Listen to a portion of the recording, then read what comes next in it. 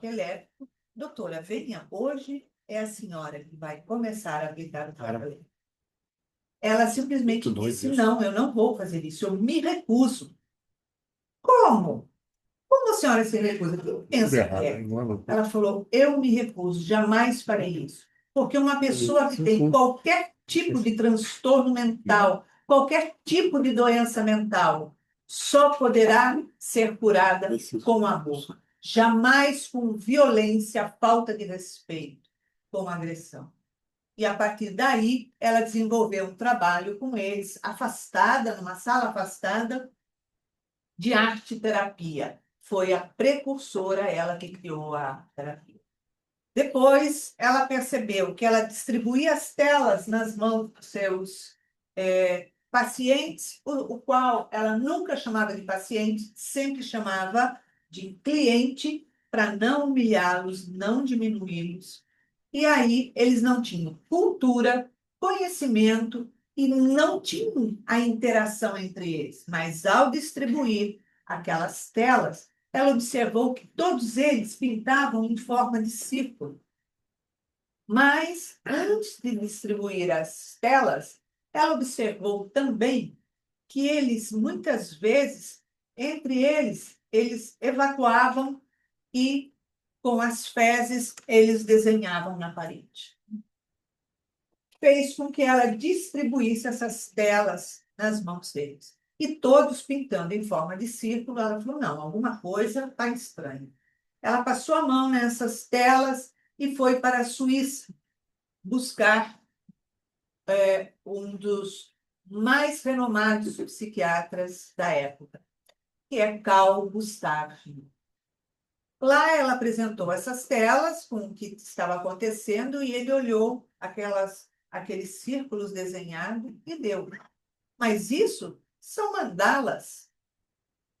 E aí ele disse mais, se a senhora analisar, aprender a observar esses círculos, esses trabalhos, a senhora vai identificar qual é o transtorno do seu paciente, qual é a sua maior dor, maior angústia, e irá curá-los. Ela passou 2 anos na Suíça estudando com Jung, retornou para o Brasil trazendo a psicologia analítica junguiana que nós conhecemos. Foi a precursora no nosso país.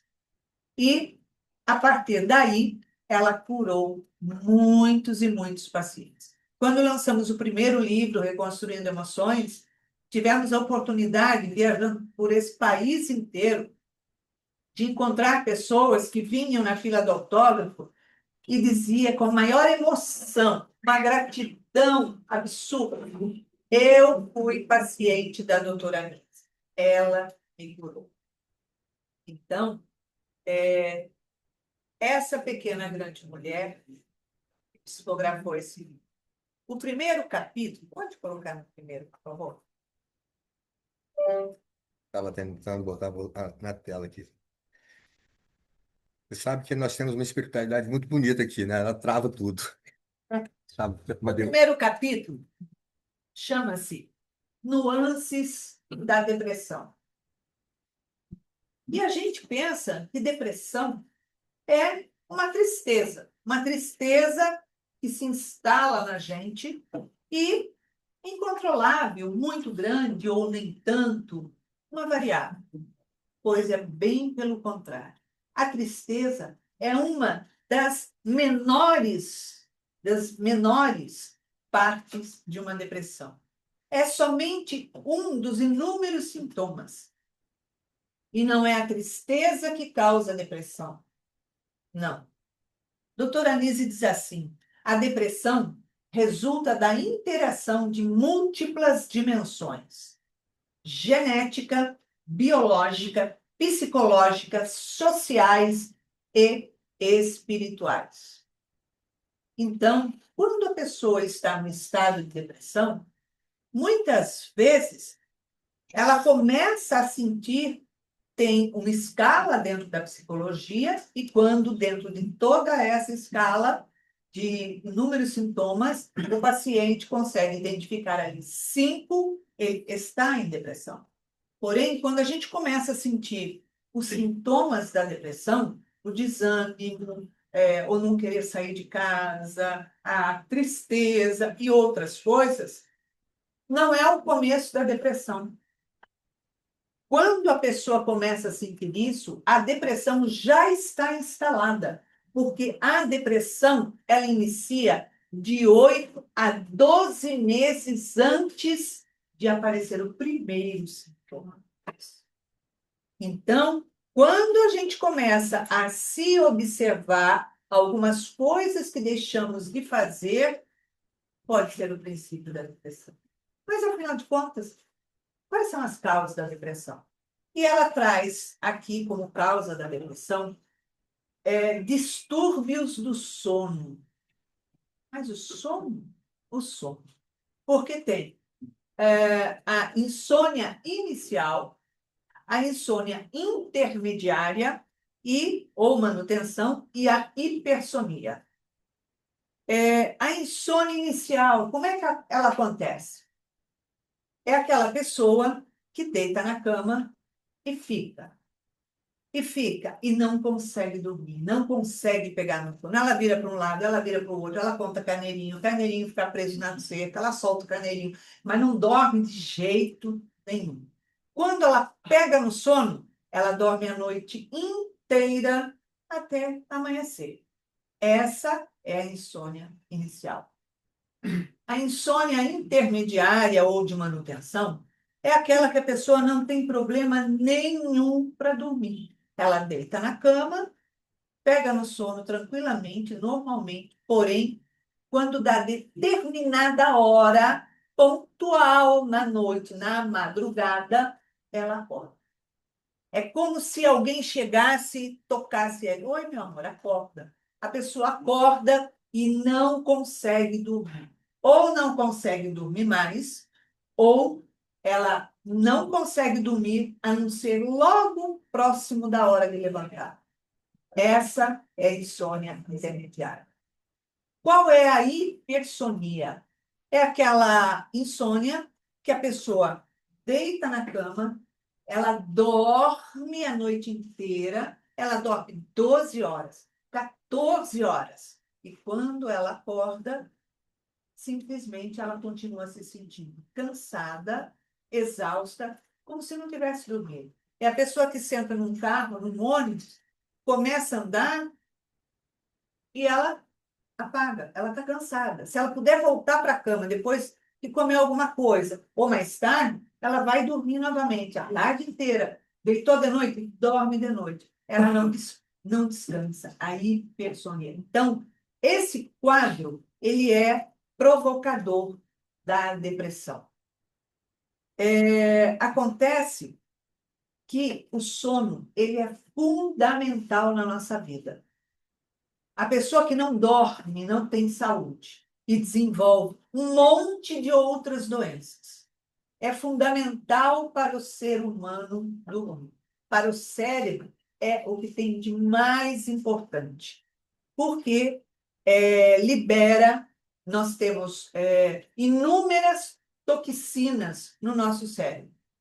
E o sono, ele elimina a toxina, ele faz uma limpeza no cérebro, eliminando as toxinas. A pessoa que tem essa dificuldade, não tem aquele sono necessário, as toxinas se acumulam.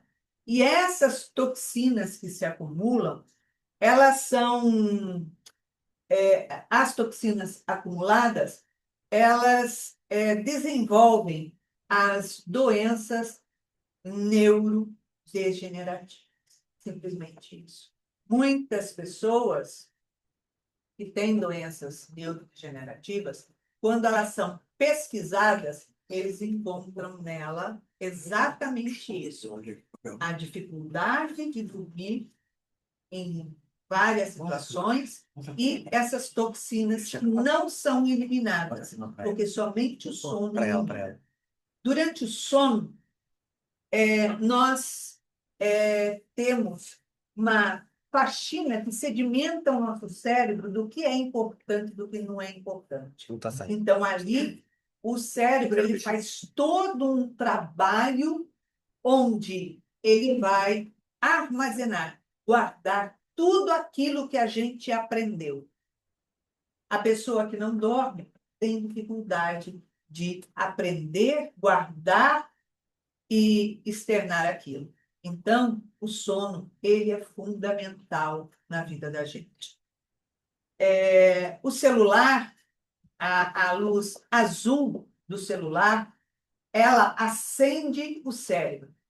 Simplesmente, quando você desliga o seu celular, dentro do nosso cérebro continua aquele foco de luz azul, porque o celular, o smartphone, ele tem uma luz azul. E ela age diretamente no cérebro. Então, quando a pessoa desliga o telefone, ela tem a dificuldade, começa a desenvolver um estado de sono não saudável, dificultando limpar as toxinas. O ideal é que você desligue o seu telefone pelo menos 2 horas antes de se deitar. Relaxe seu cérebro para você poder dormir, porque é outra coisa que também faz com que se instale a depressão. Ela fala também da depressão e a neuroplasticidade. O que é a neuroplasticidade?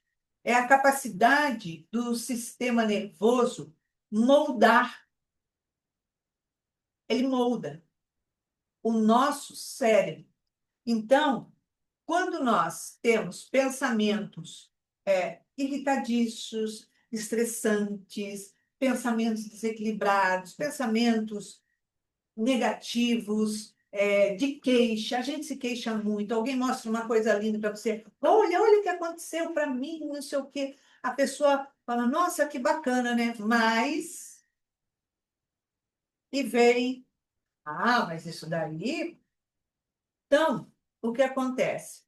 Quando a gente emite pensamentos, o nosso cérebro ele faz uma rede de informações. Toda vez que nós pensamos que as coisas acontecem para a gente, ele vai utilizar aquelas mesmas redes. Ele é viciado e muito acomodado. Então, sempre ele vai usar os mesmos caminhos.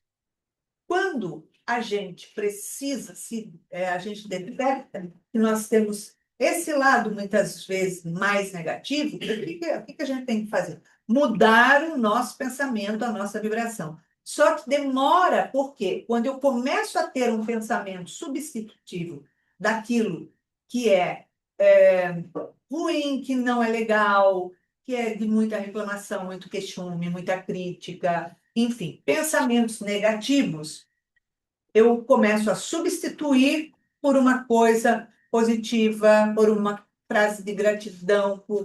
Então, começa a se desenvolver outras redes neurais.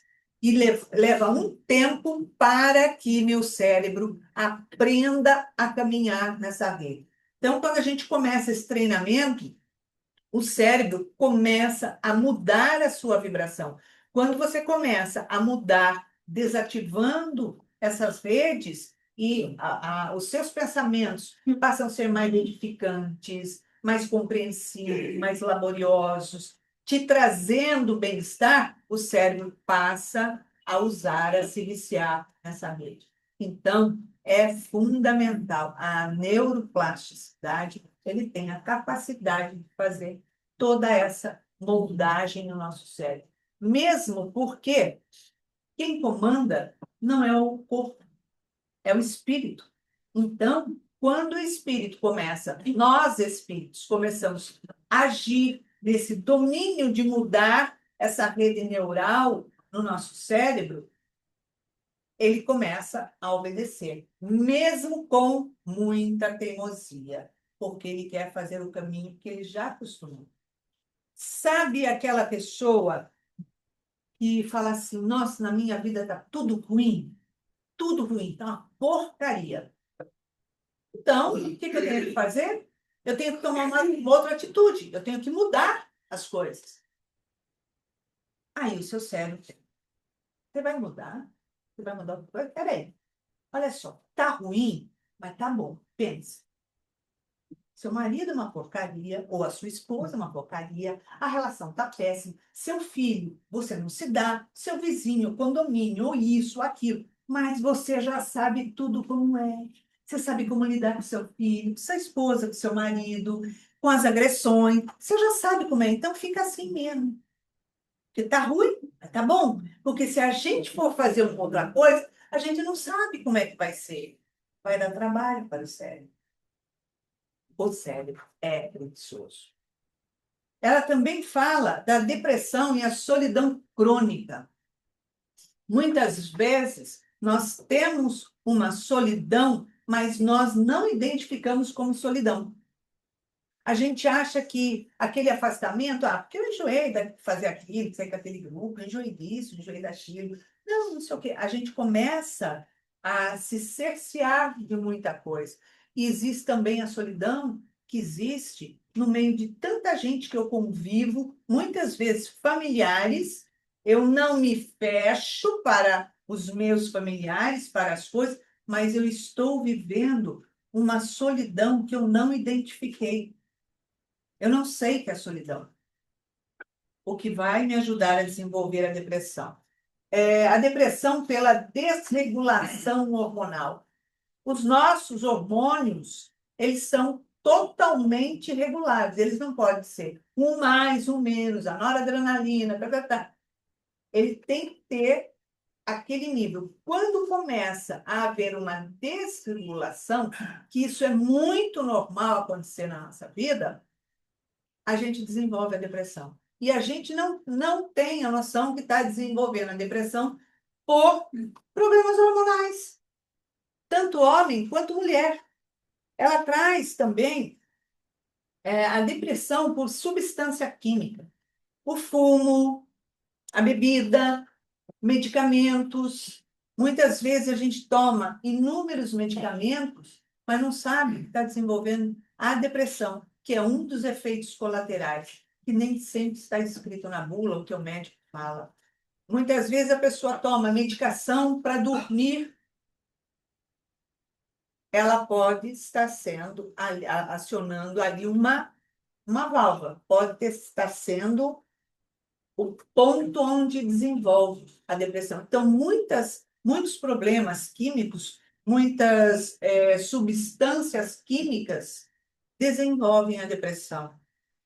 Depressão como reflexo de traumas elaborados. E nessa substância química, muitas vezes, a pessoa tem uma doença. Ela está com uma doença, ela está com câncer, com outra doença, tá? E ela desenvolve a depressão devido às substâncias, devido ao momento. E ela traz a depressão como reflexo de traumas não elaborados. A gente tem trauma não elaborado, tanto da infância, quanto da adolescência, quanto da vida adulta, e quanto da vida adulta mais madura, porque não existe idosos. Eu sou contra qualquer coisa de idosos. Não tem idosos. Somos adultos mais maduros, só isso. Mais experientes. Só. E aí, quando você fala isso, você fala assim: eu não tenho trauma na minha vida. A gente tem. A gente tem muitas vezes traumas na infância, porque muitas vezes a criança tem pais onde ela não tem o apoio que ela precisa. Aqueles pais pipa voada, ela não sente segurança, não sente que precisa sentir a segurança ali, o apoio ali. Então, quando ela cresce, ela desenvolve. Situações de traumas que a gente passa em inúmeras situações de assalto, disso. Isso acontece. Nós passamos por uma situação onde 5 elementos invadiram a nossa casa, armados, ficamos amarrados, amordaçados, meu marido levando coronhada, sendo ameaçados horrores ali, eu me mantive plena, calma, tranquila, extremamente calma, e falava com propriedade, e ignorava as ameaças. Mesmo ele falando, quero ver sangue, quero ver. e passei muito bem. Não é o tema, mas quando passaram 30 dias, uma noite eu tive uma crise de ansiedade. E eu não entendia por quê. Eu falei, gente, eu sei como controlar isso, eu oriento as pessoas, eu entendo toda a complexidade. Como é que eu estou tendo crise de ansiedade? Eu deitei na cama, eu não conseguia parar de mexer os braços. Eu parava o braço que eu tinha que mexer, me dava angústia. As pernas, a mesma coisa. Eu levantei, eu andei à noite. E deitava e não passava. É uma coisa horrorosa. E aí, eu liguei, aliás, para o médico psiquiatra, que é neurologista também, e que fez a revisão médica deste livro, que é Luiz Mário Duarte. Liguei para ele e falei, Luiz, eu estou tendo uma coisa horrorosa, estou sentindo isso, uma crise de ansiedade. Aí ele conversou tal, ele falou assim, aconteceu alguma coisa? Eu falei, não, nada. Você está com algum problema? Eu falei, nenhum. Tá tendo algum estresse, alguma coisa, contrariedade? Falei, não, minha vida está ótima. Estou trabalhando bastante, como sempre. Tá tudo maravilhoso, minha família, tudo. Não tem nada. Ele falava, não é possível, tem alguma coisa. Eu falei, Luiz, não tem. Eu estou vivendo em paz, está tudo em paz, feliz, não tem o que dizer. Eu seria injusta se eu falasse alguma coisa. Aí ele falou, mas não aconteceu nada? Eu falei, não, nada. O que poderia acontecer? Não aconteceu nada. Ele falou, coisa de, sei lá, uma semana, 10, 15, 20 dias, não aconteceu nada diferente na tua vida? Eu falei, aconteceu. Tem um mês. Eu falei, aconteceu. Aí eu expliquei e falei para ele. Ele falou, você está com estresse pós-trauma. Por quê? Porque aciona depois. Não é no dia seguinte que você vai sentir alguma coisa. Eu me mantive controlado. Mas a que preço tem o nosso controle? Então, a gente precisa aprender a conhecer o que a gente sente. Muitas vezes também a depressão é acionada por gatilhos espirituais. Eu estou num lugar, ouço uma frase, uma pessoa que fala alguma coisa, eu nem conheço a pessoa, nem de repente eu ouvi aquela frase, aciona um gatilho que está lá atrás, numa vida passada, de uma frase que eu vivenciei, de alguma coisa que eu vivenciei. Ela fala também da ansiedade. Pode passar? Ansiedade, um mecanismo natural do desequilíbrio. Olha só. Ela fala do descompasso das várias regiões do cérebro provocadas pela ansiedade. A ansiedade, um dos passos que também leva à depressão. Ela fala que a ansiedade causa inúmeros transtornos na vida da gente. A gente precisa trabalhar a ansiedade. A ansiedade tira a gente do rumo da vida, tira a gente do centro que precisamos ser, do equilíbrio. Então, os diversos tipos de transtornos causados pela ansiedade: transtorno de ansiedade generalizado, TAG, transtorno de pânico e fobias específicas, transtorno de ansiedade social, que é a fobia social, transtorno obsessivo compulsivo, que é o toque, que começa de uma forma tão sorrateira, simples, que você não percebe, tá? Isso aqui tem que ficar aqui. Aí meu marido passou, tomou água, deixou o copo aqui, eu olho, vou lá. Não, mas esse copo tem que ficar aqui. Agorafobia, transtorno de estresse pós-trauma, transtorno de ansiedade induzido por substância química, por medicamento, transtorno de ansiedade devido a condições médicas, como nós falamos anteriormente. Então, ela vai se aprofundando em cada coisa no sentido psicológico, no sentido psiquiátrico e espiritual. Mais um. Ciúme. A dor silenciosa do medo de perder. Quem não sente ciúme? O ciúme está na vida da gente desde criança. Sempre. A gente tem ciúme da esposa, do marido, da namorada, do namorado, da amiga, que é muito amiga, que de repente está conversando com uma outra amiga. A gente tem ciúme do trabalho, a gente tem ciúme das coisas. Gente, eu tenho o maior ciúme dos meus livros, eu tenho o maior ciúme da minha roupa. Eu tenho.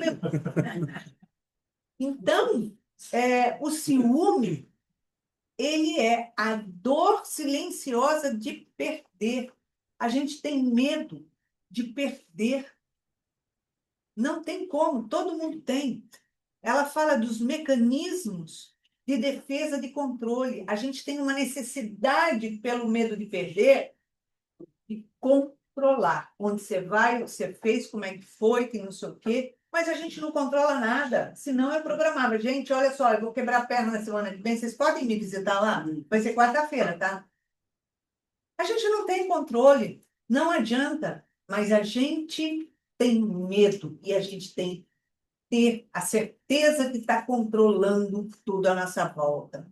Ela fala do ciclo de retroalimentação dentro disso. A gente acha que curou, porém, a gente precisa sempre estar se alimentando, retroalimentando desse controle. Ela fala que causa um impacto interno muito grande, um esgotamento e uma perda de identidade. Porque nós passamos a viver em vigilância o tempo inteiro. Vigilância do telefone do outro, das mensagens, disso, daquilo. A gente fica em constante estado de alerta. Tudo pelo ciúme. Ela fala do impacto que sofre nas relações, tá?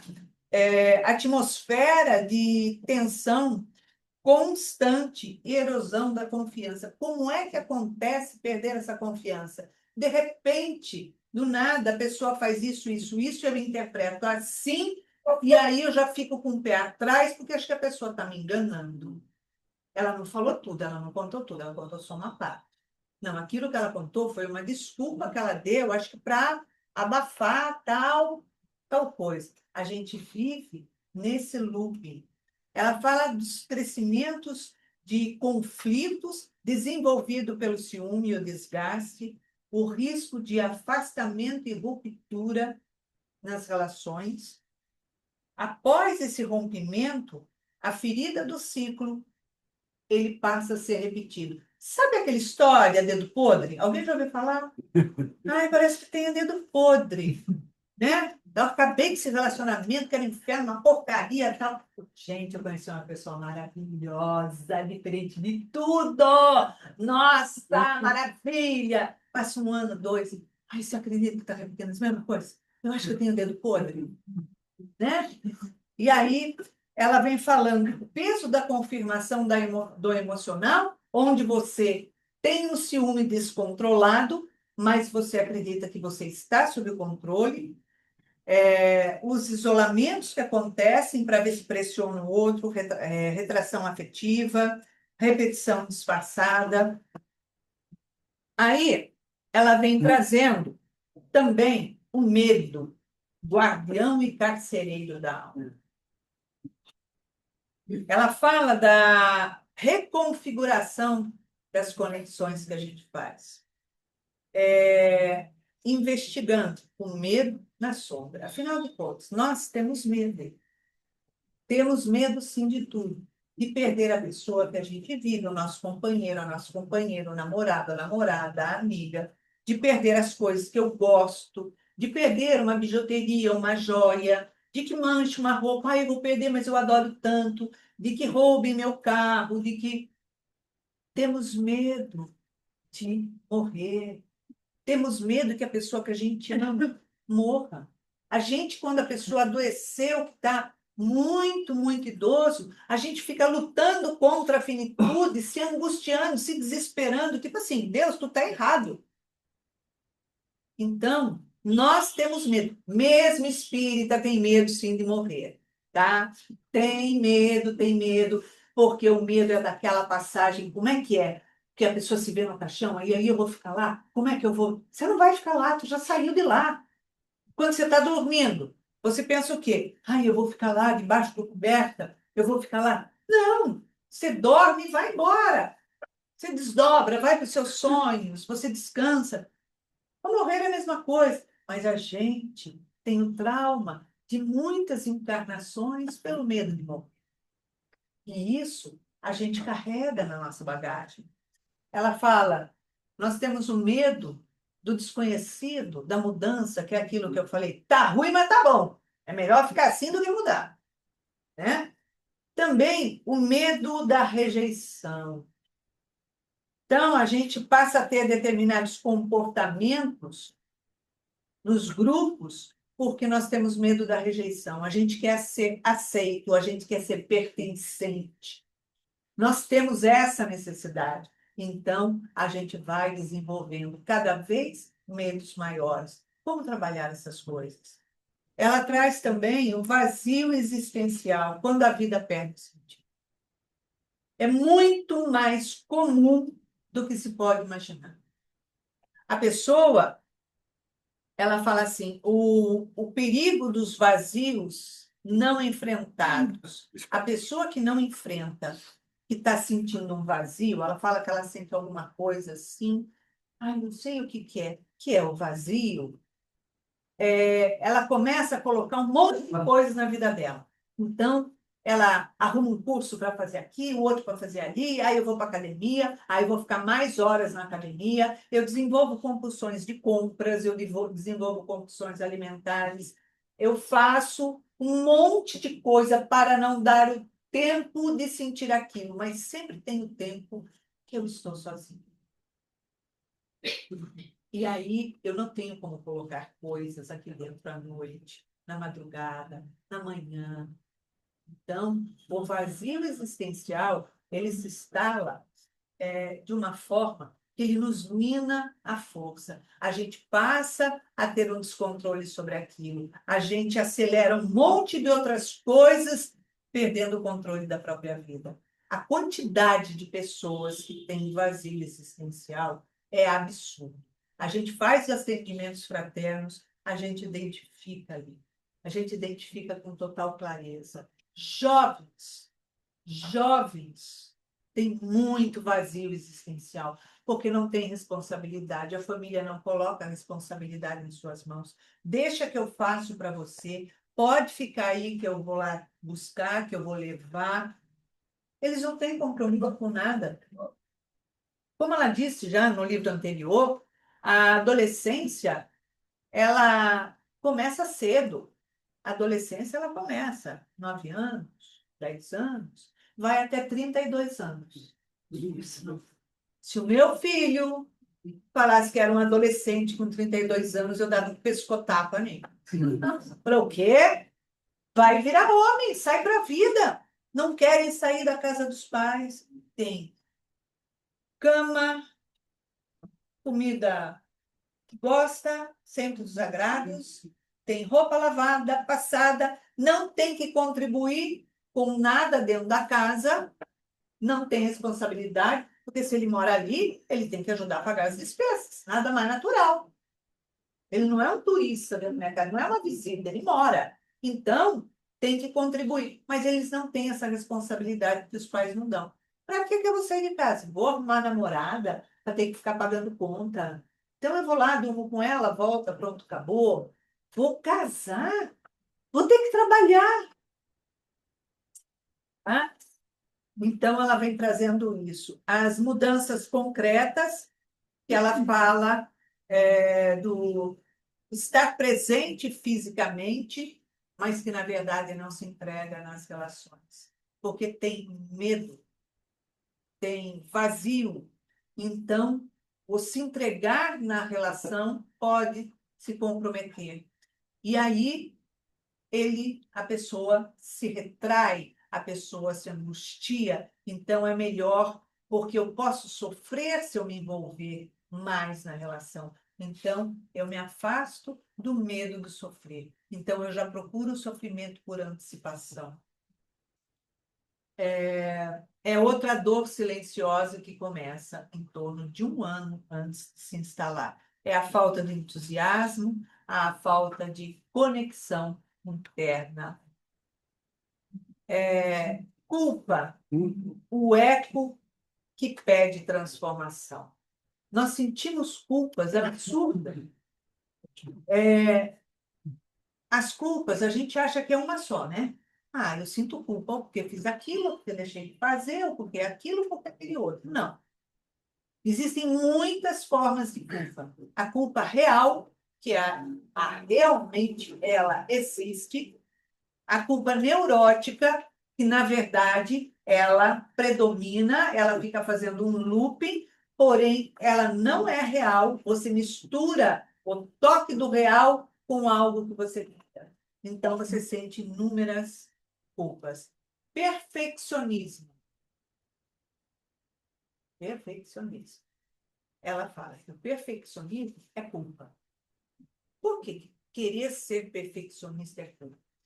Porque eu me cobro, me culpo por não ser perfeito naquilo que eu vou oferecer para você, naquilo que eu vou fazer. O que eu vou fazer tem que ficar perfeito, porque eu tenho medo do jeito que me olham, do jeito que perguntam, do jeito que falam, do jeito que eu me apresento e eu não estou agradando todo mundo. Então, tudo aquilo que eu falo, eu tenho que ser perfeito. O perfeccionista, na verdade, é um grande defeito, porque nós não temos que ser perfeito. Perfeito é o Pai. A gente tem que fazer o melhor de nós. E o melhor de nós, em tudo que a gente for fazer, por mais simples que seja, é o mais perfeito que eu consigo, mas não o perfeccionista. O perfeccionista, ele começa a desenvolver uma autoexigência punitiva. Ela fala da projeção, da culpa persecutória, culpa reparadora, culpa punitiva, culpa pelo ideal não, o ideal inalcançável. Ai, eu queria tanto ser médico, e aí eu fui, comecei a estudar, tal, mas depois, eu achei que eu devia fazer outra coisa, e aí eu fiz outra coisa, me formei em outra coisa, agora estou com tantos anos, mas naquela época eu queria muito ser médico. Na verdade, a pessoa se culpa por ela ter um ideal inalcançável. Ela não conseguiu alcançar. Mas ela fez por onde? Por que ela desistiu? Ela fala também da culpa recorrente, da culpa que nasce de traumas familiares, das relações familiares. Eu tenho culpa porque fiz, eu tenho culpa porque deixei de fazer. Eu sinto culpa porque eu não agradei do jeito que devia, porque eu não satisfiz o capricho do outro, da esposa, do marido, de filhos. Eu devia ter sido mais do que eu fui. Será que eu não fui uma boa mãe, um bom pai? E a gente vai se culpando. Culpa herdada, culpa que roda entre família, de muitas coisas, coisas do passado, e a gente leva aquela culpa com a gente, mas a culpa não é da gente. A gente não tem nada a ver com a história. Mas a gente abraça, porque a família inteira abraçou, você vai lá e abraça também. E aí, tipo assim, não é seu, por que você está puxando para você? Uma dor que não pertence a você.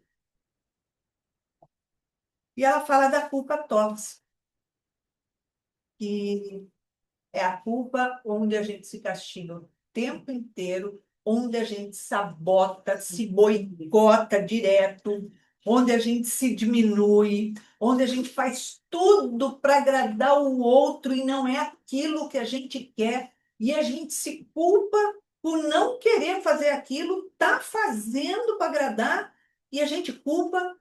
Como que eu posso não ter vontade de fazer isso?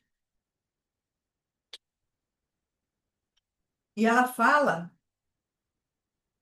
que a culpa não trabalhada, ela acarreta muito mais culpas, porque qualquer coisa que acontece, a gente inconscientemente se culpa. E aí a gente procura fazer uma outra coisa para abafar aquilo, ou fugir do sentimento em vez de trabalhar, voltar para dentro e poder se trabalhar. Olha só, não tem essa culpa. Eu posso ter responsabilidade de ter feito isso ou aquilo. Responsabilidade significa que eu posso mudar a situação. Pode ser, pode não ser com a mesma pessoa, mas o bem que eu faço, que eu não posso fazer para essa pessoa, vai à frente, eu tenho que aprender a trabalhar isso. Ela fala da solidão de quem nunca está só. A quantidade de casais, principalmente, que vivem na solidão, se casa, é lindo, maravilhoso, depois é lindo, maravilhoso, depois é lindo, maravilhoso, depois é lindo, maravilhoso, para um para lá, outro para cá. Não tem diálogo, não tem proximidade. E muitas vezes tem diálogo, tem proximidade do beabá, mas não fala tudo, não se aprofunda. Vive numa solidão calada. A solidão a dois é a mais dolorosa que tem.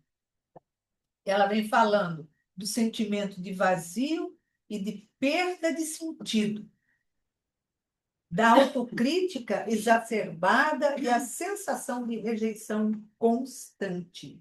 A pessoa sente uma rejeição, ela está nesse relacionamento com amigos, com não sei o quê, ela ia para restaurante com os amigos, ela ia para lá, para cá, de repente ela vai deixando de gostar de fazer aquilo. Não é que ela está deixando de gostar, porque a relação ali, alguém está falando alguma coisa, não sei o quê, e ela começa a ter um sentimento de menos-valia. É inconsciente. Eu acho que o pessoal não gosta mais de mim quanto gostava, sei lá o que que é. Ah, não vai, vocês vão sair hoje, tá? Mas, não, hoje eu não vou, não estou com vontade. E ela começa a montar estratégias para tentar se proteger de algo que ela não quer se proteger. Porque, na verdade, ela está sentindo um vazio, ela não tem que se proteger dos outros. Ela fala da hipervigilância social, da alienação mental. A gente fica ruminando um monte de coisa, achando que o outro está pensando, julgando o que o outro está pensando, e aí, baseado no que eu acho que o outro está pensando, eu começo a tomar atitudes. Mas eu não sei o que o outro está pensando. Não, porque eu acho que fulano falou não sei o que para fulano tal. Eu acho que foi de mim. Eu tenho certeza. Eu vi que olharam assim de repente, eu sei que foi comigo. E a gente começa inconscientemente a dominar. A pessoa passa, não te vê. Às vezes a pessoa está do meu lado aqui, eu passo depressa fazendo as coisas e eu não enxergo, realmente não enxergo. Aí eu passo, não vê. A pessoa passa, não vê. Você está vendo? Passa do meu lado e finge que não enxerga. Não olha na cara. Depois vem cumprimentando. Oi, tudo bem? Ela vem falando do declínio cognitivo funcional, da apatia afetiva, porque a gente entra num estado de apatia. Então, não tem graça o toque, não... A gente começa a excluir das alterações do sono e do esgotamento emocional, da solidão na era do medo e do encontro. A gente sente a solidão e tem medo de encontrar o outro. A gente se esquiva, a gente se evita, a gente cria um castelo de desculpas. Não, eu tenho um compromisso hoje. Nossa, hoje eu estou ocupadíssima, eu tenho um compromisso, não dá. A pessoa não tem o que fazer, está com aquela camiseta desgraçada, furada em casa, o chinelão no pé, e está falando que tem um compromisso que está aí. Ela começa a esquivar, ela perde o cuidado com ela mesma, o asseio, sabe? O cuidar da gente não é egoísmo, não é vaidade, é autocuidado, é autoamor. A gente tem que se olhar no espelho, se arrumar e se achar bonito. Não, eu estou bem assim, eu estou bonita. Eu me arrumei. Para quê? Para encontrar as pessoas que eu amo, tanto dentro da minha casa quanto fora. Porque ninguém se sente bem ao lado de uma pessoa relaxada, desleixada, que está uma desgraceira, perfume vencido, desodorante vencido, cheiro queimado. Não precisa disso. Então, até umas coisas assim. A gente tem que ter um asseio, cuidado. Isso tudo chama autoamor. E a pessoa que entra nesse estado, ela perde isso. Ela vem falando da autoexigência, o peso de nunca ser suficiente. Tudo aquilo que eu faço, eu acho que não está bom ainda.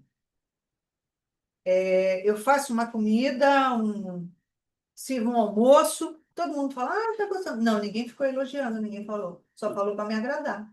Acho que não estava bom. Você gostou? Ai, gostei, estava uma delícia. Ai, você sempre fala isso. Se a pessoa gostou, como é que ela vai falar diferente para fazer diferente, né? Então, tem uma série de situações. Ela fala que é a marca da era contemporânea. Ela fala do rosto psicológico da autoexigência. Ali ela traz. Ela traz a neurociência da pressão interna que a pessoa sofre por ser autoexigente. Quando estava lendo o livro, que tudo bem, eu psicografei, mas o material não é meu, não passa pelo meu cérebro. Então, eu estava lendo, falei, sentamos eu e meu marido para ler o livro. Vamos ler o livro. A gente começou os capítulos. Pá, pá. Aí, quando chegou na autoexigência, o marido falou assim, mas só você faz isso. Posso passar a autoexigência? Só. Eu falei assim, olha só, para lá. Nós estamos lendo. Não estamos aqui para ter uma DR e falar de mim. Para com isso. Né? Por quê? Porque a gente é autoexigente. A gente quer dar o melhor da gente para o outro, para auxiliar, para servir. Só que o melhor é dar o melhor que eu posso e não dar o melhor além daquilo que eu posso, das minhas forças, né? Então, ela vem falando da fisicalidade do peso invisível. A pessoa sente um pouco denso. Tudo que ela sente, ela descreve aí. Fragmentação cognitiva. A fragmentação cognitiva, ela é tão violenta que ela não cobra apenas as forças do corpo, ela retira. Ela não cobra apenas das emoções, ela intensifica a emoção e não acalma. Ela simplesmente desmonta as engrenagens da nossa mente. Isso aqui é muito sério, a autoexigência, porque ela faz com que você desgaste demais o corpo físico, demais as suas emoções, e ela vai desmontando as engrenagens da mente. É um veneno na mente. Então, no nosso cérebro, né? Isso é importantíssimo. A solidão dentro de si, exigência da criatura à lei.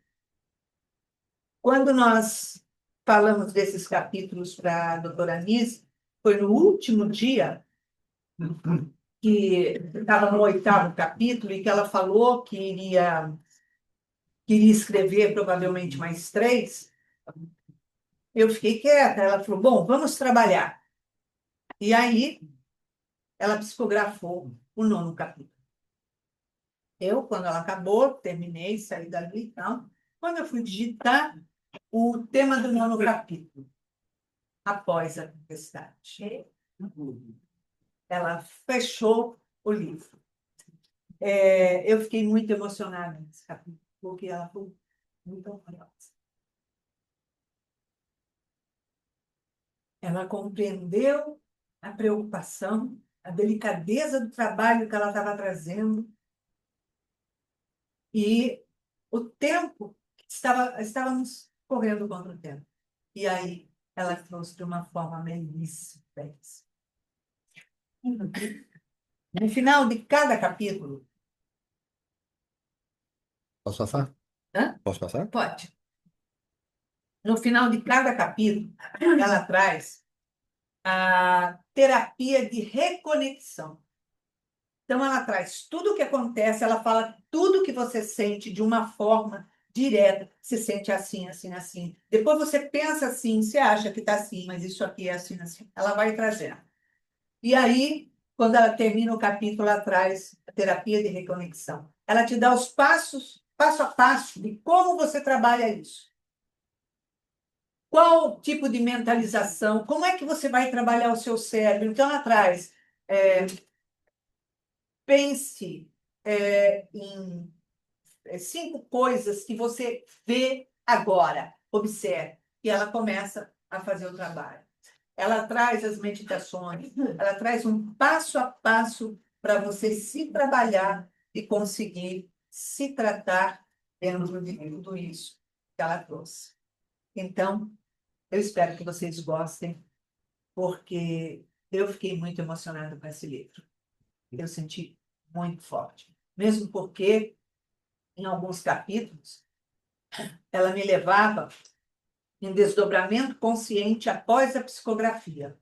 E me levava em lares, em locais onde estavam acontecendo aquela situação. Eu vi crise de ansiedade que eu nunca tinha visto na minha vida. Da pessoa, tanta ansiedade, ela se rasgar, ela se feria de desespero. Vi casos ali de depressão, a situação da pessoa era mais do que deplorável. E foram coisas muito, muito fortes que me marcaram muito. Cada lugar que ela levava, ainda bem que ela não levou em todos, mas foram muito marcantes, mexeram muito. E depois ler esse livro junto com meu marido é uma outra visão, porque eu psicografei, depois eu digitei tudo, enviei, mas de tudo que a gente estava lendo naquele livro, para mim era tudo novidade. Teve até coisa que eu ainda perguntei para ele, mas o que é isso? Né? E a gente até pesquisou algumas coisas para entender melhor. Então, é isso, o livro dela. Espero que vocês gostem e espero que seja extremamente valioso para fazer uma viagem interior de autoconhecimento. Muito obrigada a todos.